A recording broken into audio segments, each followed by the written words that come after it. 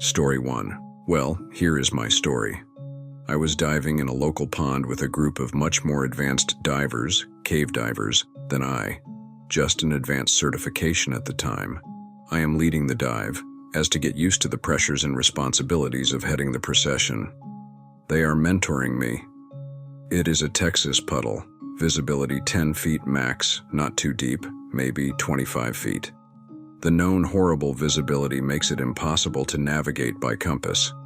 We follow a line, string, put by other divers. These lines go from one sunken item to another, so I know I am about to hit a small sunken boat. Don't remember which one, but there are a few similar in a row in the same state of decay. So I am first in the group. I get to the boat and see someone's black army boot sticking out from the inner quarters. The curious thing is, it looks somewhat new, not like items you find on the bottom. Hard to see, too much muck in the water. So I touch the boot, thinking it is by itself, but it won't lift like it is attached to something heavy. I put my hand further in and feel the leg continuing out, pants, the calf, and I see the second leg now. Fuck with a big letter F, right? I turn around and show a sign of emergency ascent to the group behind me. Everyone has a sour face. No one wants to surface, but it is a rule that if one says up, others in a group must abort. No questions. They wanted me to explain with signs why, but what is a diver's sign for a cadaver? I feel like I rush toward the surface, even though trying to stay calm and take time. So, we are on the lake's surface, and I have this adrenaline rush and can't breathe enough. So, I tell them there is a body down there. I see rolling eyes from everyone. Once they see I am serious. A fun bunch, right? So, I describe in detail what I saw. We go down, I don't lead anymore. We make a group search pattern for the line, but once we locate it, we don't know if we should go forward or backward, as there are several boats on the line and who knows in which the body is in and how far we drifted while talking it out on the surface. Well, we find all the boats before finding the original one, of course. So, our customary leader goes into the cabin of the boat and we wait. I'd say he was rather courageous at this point, went right in. Then he emerges from the cloud of muck and tells us all to surface. So, gluing information together from what we learned later on, turns out the police or some other agency had a body recovery training in the same lake the same day. When they went for lunch, they stuffed their fully dressed, anatomically correct rubber doll in one of the sunken boats for a few hours for safekeeping. Well, I died a little that day. Story 2. I dive a lot, several times a week. My area has a lot of theoretically dangerous things: sharks and barracudas, morays and stingrays, blue-ringed octopuses, cone snails, box jellies, siphonophores of all kinds, sea snakes, stonefishes and scorpionfishes, venomous catfish, the crown of thorns starfish, and various sea urchins that can hurt you in several different ways, titan triggerfish, and so on and so on. But only one thing has ever got me, twice. Are you ready? Clownfish. Like Nemo. They are territorial and brave and will get in your face if you're near their anemones. I usually respect their space, but I was distracted watching something else a couple of times, and turns out they will actually bite if you don't leave their space fast enough. For real though, I don't have particular horror stories, but the scariest moments are probably when I get caught in strong currents and have to crawl on the bottom to fight it, going hand over hand like I'm climbing a horizontal wall. Despite what a lot of people tend to think, especially looking at the daunting list of dangerous animals in my area, sea critters aren't your problem. You leave them alone, and it's fine. Sea conditions like waves or currents, and above all human error, are the real killers. I just remembered an incident that did scare me. It was a human error, equipment failure issue. When you're diving, you want to ascend to the surface slowly. This is because under pressure, your blood and tissues can hold more gases, in particular inert nitrogen from your compressed air, dissolved in it than when you're at the surface. And as you ascend to the surface, these dissolved gases have to return to being gases. If you're slow, you just breathe it out as you come up. But if you're too fast, they turn into bubbles of gas in your arteries and veins before they can be vented out. This causes embolisms as well as decompression sickness, aka the bends. I was diving with a friend at about 25 meter, by 82 feet, when our old beat-up BCD, the vest that you can inflate with air to control your buoyancy, started to inflate on its own. This has happened to me before as well, but I just disconnected the air hose from the BC, immediately carried on. and went on to do about 10 dives with a busted BC that I only inflated manually. She didn't think to do that, or didn't have time to do that. This happened very quickly. I saw that she was having buoyancy control issues. She was upside down kicking to try to stay down, but in the few seconds it took for me to realize how bad the problem was, she was already at the surface. Basically, I quickly glanced around to see if there was a rock I could use to weigh her down, and when I turned back, she was gone. I followed her up, but not too quickly, and even so, my dive computer was beeping warnings at me. When we met up, I wondered why she didn't use her dump valve. There is a valve at the bottom of the BC exactly for releasing air when you are feet up, especially since she was experienced and should know to do that. Then I saw that the string you pulled to open the valve was missing, so it was literally impossible to dump the air when oriented that way. So check your gear before you use it.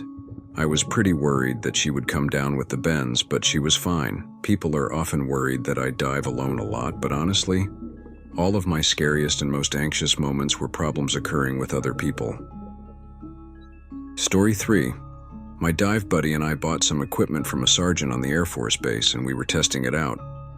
My first clue should have been the fact that this sergeant's dive buddy was his wife, and neither one had an octopus on their rig. Their tanks had a type of valve called a J valve. The way it works is that it works normally until there's about 500 psi in the tank, then shuts off your air.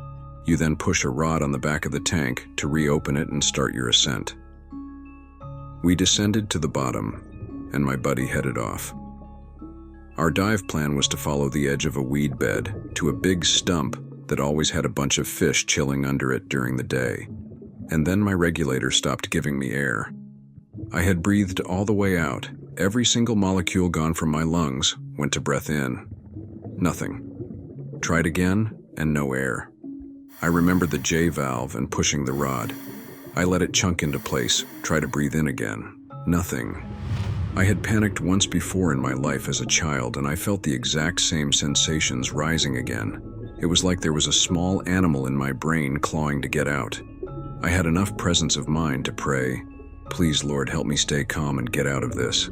A sense of calm immediately washed over me. Thoughts flashed through my mind, but not in a panic, and as they did, just on instinct or by divine inspiration, I pulled on that regulator one more time, and I got a little bit of air. I tried again and got just a bit of air again. I swam to my dive buddy, who had realized I wasn't following, signaled no air surfacing, and got out of Dodge. That was a Friday. On Saturday, I was in the dive shop. Turned out that a spring in the J valve had failed and closed it prematurely in a position where it couldn't reopen. I got a K valve, the kind that's on all the time, installed. Monday, I was in the base exchange ordering octopus regs for me and my buddy. And yeah, I never bought used equipment again. Story 4. I'm a longtime scuba diver, instructor dive master, and ex-commercial diver. I probably have a few horror stories that would make people's hair curl. Diving literally in shit, for example, or helping drag a car with a body inside out of the river. But actually, the most interesting story happened when I was on holiday in Turkey and diving over there as a tourist. I had a package booked with this little Turkish dive operator who ran out of a boat moored up just off an island. The dive masters seemed to be a good bunch, and as with all places, they took us in for a check dive, which as an instructor, it was a formality. So Day 2, this little island is maybe 100 millard long, and you could swim around quite easily. It provides shelter in the lee of the island where the large dive boat is moored up. To get to the dive boat, a small tender pick you up from the beach and we drive across a lagoon. So far, so good. We get kitted up on the main boat, and then the little tender takes us to a dive site with everything on except fins, mask, and so forth. So, we're motoring along, but there's 6 of us sat in this little tender plus the skipper. We get out of the safety of the island's shelter and the sea starts getting choppy. We motor on, but progressively something seems to be happening with the boat. Waves are swamping the front and the water's not coming out. The bilge isn't working. The boat progressively starts to get a little lower in the water. We're maybe 500 yards from the main boat now. I instinctively grab my fins. I know what is about to happen and shout at my buddy, "Grab your stuff," which he does, and then the rest follow suit. The engine starts to splutter. I grab my mask and put it on. This boat is sinking fast. 10 seconds later, the skipper jumps off the boat as it finally just succumbs to the waves and it disappears under the water. leaving the divers floating with inflated BCDs and the boat slowly sinking to the bottom, 10 underneath us. My commercial diver kicks in. I say to the skipper, swim back to the boat and ask the captain to send the other tender and some BCDs on it. I knew he didn't have any lift bags.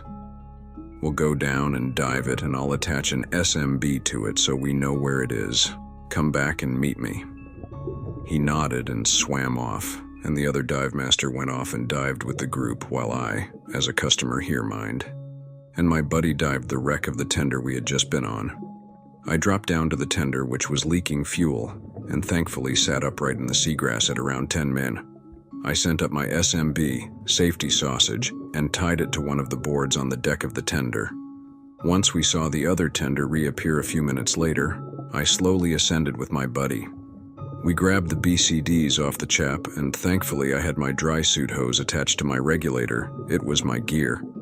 So we took 4 BCDs down and strategically clipped them off to different parts of the boat. I then, thankfully the same connector, used my dry suit hose to inflate them one at a time, and slowly the boat lifted off the grass and made its way to the surface. We tied a rope to the bow, and the other tender towed it back round to the main boat. Thankfully, I had enough gas left where my buddy and I finished the dive by swimming back to the main dive boat underwater.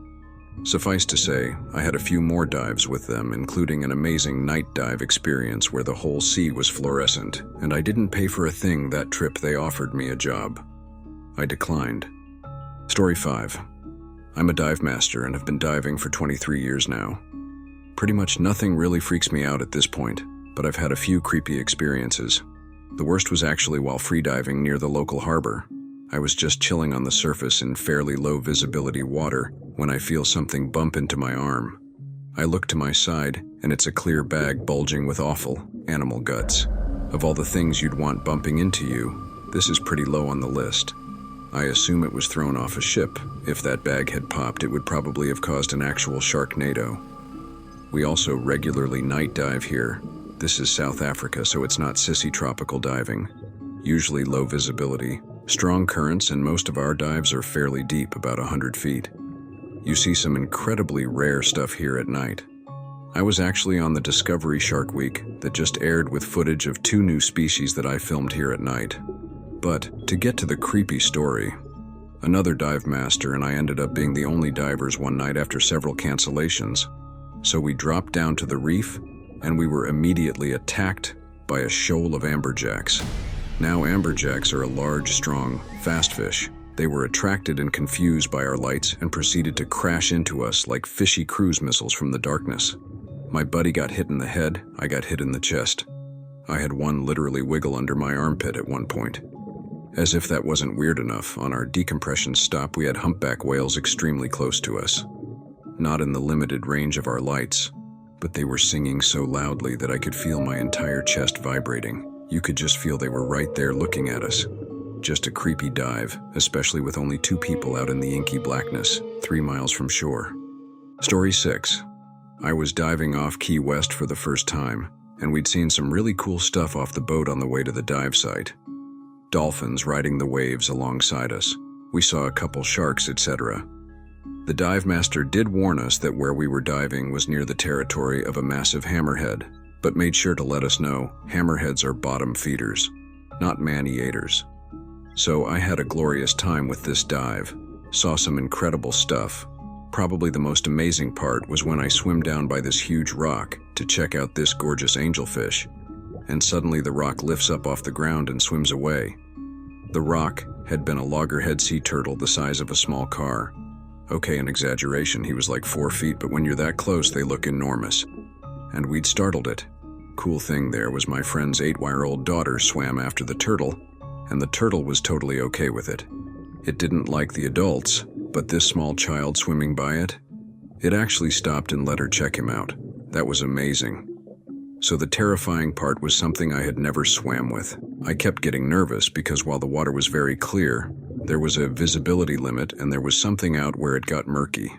Something huge, at least 7 to 8 feet, and there were a few of them. Whatever they were, they knew we were there, and they were curious but keeping their distance. Suddenly in my peripheral vision, One of them comes at me, Jesus H tap dancing. Christ, I didn't think it was physically possible for something that massive to move so fucking fast. It was so fast, it made it from the murky edge, probably 40 feet away, to within 1 foot of me and back to the murk, and I didn't even get to see what it was.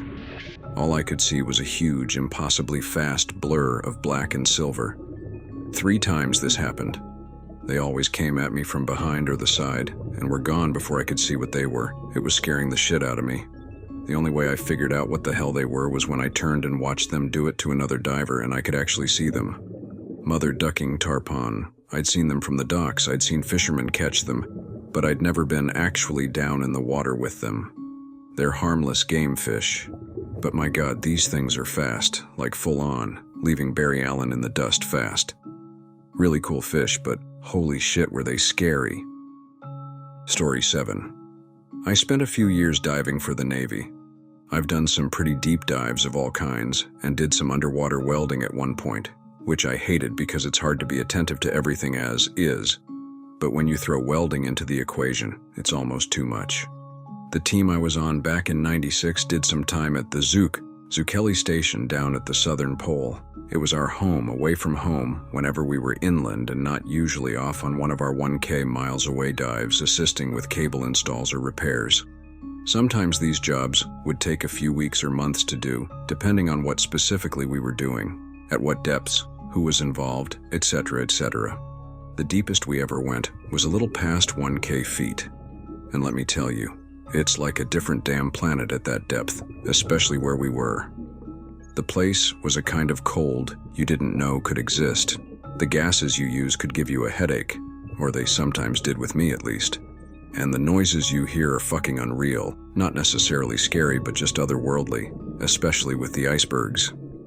The South Pole has way more life than you might think too. I saw some pretty massive sharks. I caught a glimpse once of a 20+ long great white, which made me come close to pissing my pants. But I also saw a few squids that came close to making me have a heart attack if it wasn't for how amazing they appeared at that size, as big as me, and I'm around 6'2" at about 230 pounds. There's tons of fish, jellies, crabs, and as weird as it might sound, there's some coral. Well, coral isn't the right word for it, I guess. Algae, anemones. Whatever they are, it all looked like ghostly coral, almost entirely transparent, usually about the size of a basketball. Anyway, the place we were working at one week was right next to a huge ridge that had a pretty deep drop-off that went even deeper than where we were by about 1.2K feet or so. The gorge was so huge you couldn't even see the other side of. It was like a massive void. I was on a team that went in to drill holes for a series of pylons that our group was installing for RAF and some of their contractors. They never really said what it was for, but I think it had something to do with some of the research networking Zook used, as one of the strands came from our base. There were only 3 of us that did the actual dive with 2 on standby, and everyone else in comms or ops, which might sound weird, but bear in mind that we have loaders and drilling stations on the job site which make the work of many turn into the work of a few. The work itself wasn't exactly hard, but it wasn't safe by any stretch of the imagination. We always have heavy loads because of the suits and tanks, equipment, etc. But we had to operate the machinery we use to make the holes, which can sometimes be the hardest part due to the loss of dexterity. You suffer with all the gear and equipment draped all over your body.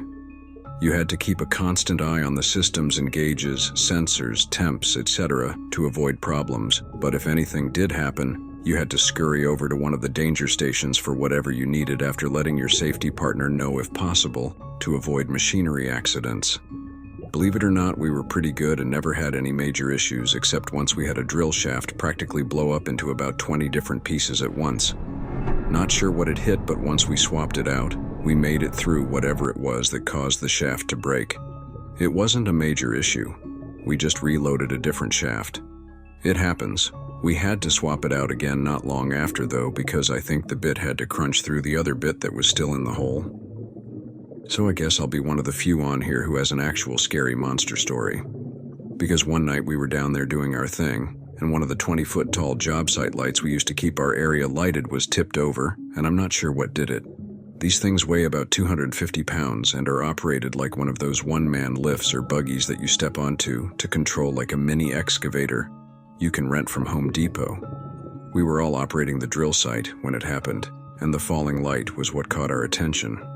By the time we saw it land on the seafloor, we shut the drill off and stood motionless, trying to gauge what happened and just listen for anything. I think we were all shocked because none of us moved a muscle for a few minutes. After standing there, we were looking around, trying to shine our helmet spotters toward the downed light pole area, and we then heard a noise from the opposite area behind the still standing light poles over the gorge and at least 40 yards away from our site.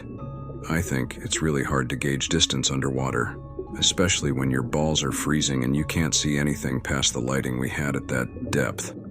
I'll never forget what it sounded like too. If you go to YouTube and search for underwater slowdown noise, that's basically what it sounded like. I have no idea if that noise is what tipped over the pole, but after that, we never saw or heard anything like what happened, but we were all a little shook up over it. My buddy said he came close to dropping his weights. As soon as we were all topside, we told our captain what we saw and heard. He just laughed at us and said we need check our gases next time. But he stopped laughing once I showed him some captures of the tipped light pole station. As crazy as it sounds, I miss doing that stuff. Story 8. My family got certified while I was in high school. Our last dive was open water. We decided we would do it on vacation. All other dives were in the States in a pool. Wreck dive about 200 yards offshore. Not sure why, but Mom's tank went empty way faster than everyone else's while we were out at sea. She didn't realize it until it was 5%. We surfaced and started swimming back. But she panicked. She was an experienced swimmer and snorkeler, but she couldn't handle it with the other scuba gear. We whistled for help, and the locals thought we were just being tools. Didn't realize she was struggling. We kept her up and got her back. Finally, about 50 yards out, they realized we were towing in a diver in distress. Everything turned out okay. I haven't been scuba diving since. Story 9. This was a story I heard from my dad. He told me, there was once a group of 3 divers. One of them brought along a camera and wanted to take pictures. They were diving in warm tropical waters, so just a thin base layer and some beach pants was enough. This diver that brought the camera saw a nudibranch, a small slug-like, very colorful creature, went down to take a look and was floating just centimeters above the seafloor. Then suddenly, a large stingray emerged right under him, whipped its tail across, lashing his thigh to his chest. The water turned red as blood bled out from his massive wound. As the 2 other friends were carrying their unconscious friend to the surface, one of them put his hand above his head, resembling a fin. It was a sign for a shark. They pulled out their knives and hoped for the worst, as they wait and wait at 5-meter depth for their safety stop. Miraculously, they all made it to the surface. But sadly, the one struck by a stingray didn't make it alive. I don't know, but it was the coolest thing ever. Story 10. My dad was spearfishing and almost lost his hand, scrotum, and leg to a 300-year-old eel. Some quick backstory: Greek island of Carpathos 30 years ago. There was a myth of a 323-year-old monster eel. For those that don't know, eels die after they mate, so they live to about 7 months. However, if they don't mate, they will live for an eternity, and they will just keep growing. And the locals told my dad where it was, and my dad was like, yeah, sure, it's just a myth. He dived down in the area where they told him it lived, and after a few dives he saw a ginormous octopus, and he thought, oh hell yeah, since it was half his height and it was definitely the biggest octopus he had ever caught. So he shot it, went to grab it, but it was still alive and latched onto the rock, so it then grabbed his arm and he couldn't swim up. No air tank, by the way. So now he had less than a minute of oxygen left, and he was stuck down at 18 meter. Not that deep, but definitely deep. And so he took out his knife, slashed between and underneath the eyes of the octopus. He also lifted up the flab of skin, covering its brains, and it died after 5 seconds, and then he grabbed it and started stringing it on his belt above his PP. Well, he looks to his left, and he sees a fricking torpedo of an eel screaming towards him. Eels love octopus, and there is a saying, for every 2 octopus there is 1 eel. To describe the eel to you guys is hard, but I'll try my best. Imagine a mouth the size of a human head. That was the mouth of the eel. My dad estimates it was about 8-13 inches wide and 7 feet long at least. It swam right up to him, opened its mouth and grabbed onto the octopus and started thrashing at the octopus, and since it was attached to my dad's belt, there was an eel right next to his testicles, hands and legs. He unclipped his belt. He dropped everything, his gun, his stringer, his float line. He just bolted to the surface. I spent a few minutes at the surface before making sure it had left his gear, and he swam down to get his gun and whatnot. He never went back there, but on the same island he almost blacked out too after he stayed down too long chasing after a fish. By the way, if my dad had lost his balls or if he had blacked out, I wouldn't be here, so I thank that eel every night before bed. Lalmao. Story 11. Diving the day before a hurricane on a small South Pacific island. Out of nowhere, a black and white sea snake, venomous, wrapped itself around my arm. Apparently this happens from time to time before major storms. They can sense it and look for things that are heading towards the shore so that they don't have to put in so much effort to get out of the sea. As soon as I was in the shallows, it uncurled and headed up the beach where it hid, under a breadfruit tree. I thought I was going to get bitten to death by a snake at sea. Turns out I was just a taxi for a very calm, but rather rushed reptile.